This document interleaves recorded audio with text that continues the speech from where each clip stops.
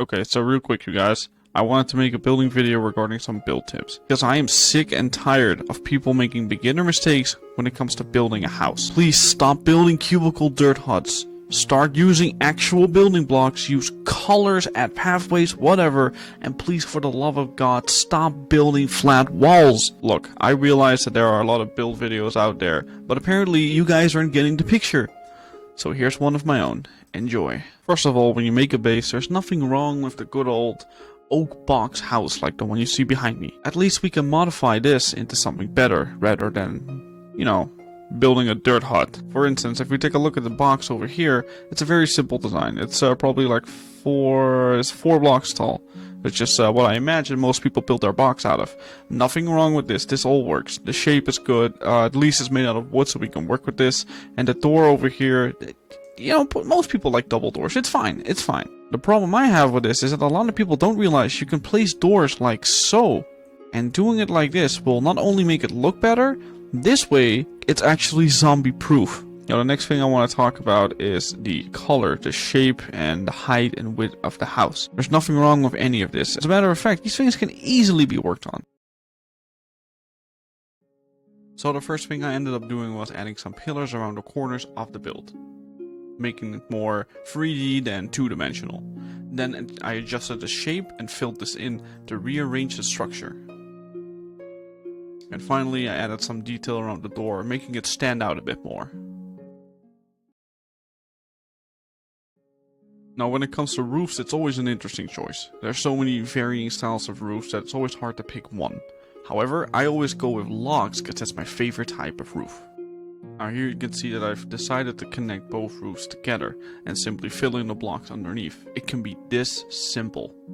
Later in the video I do decide to give it a bit of an overhang though.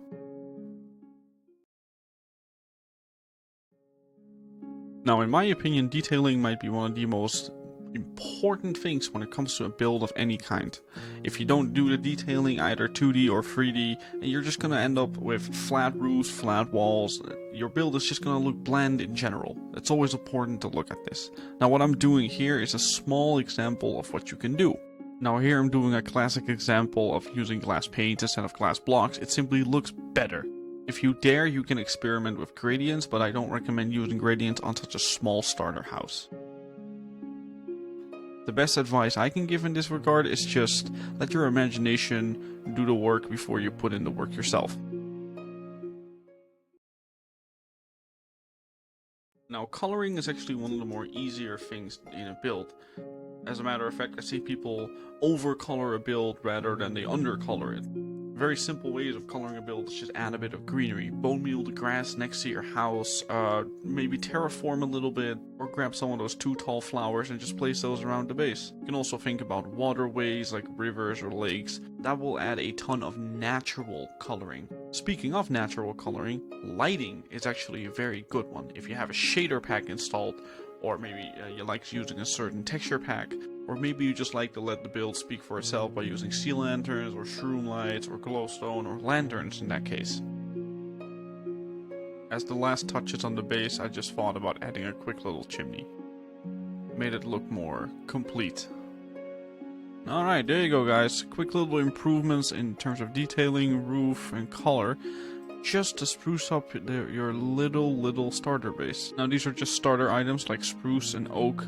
Majority is grass, which will grow in itself, and there are some lanterns which require iron, or maybe you can trade for them, but it's not that big a deal. So there you have it. Ways to actually improve your starter base. Now I don't want to see any more dirt huts. You got it?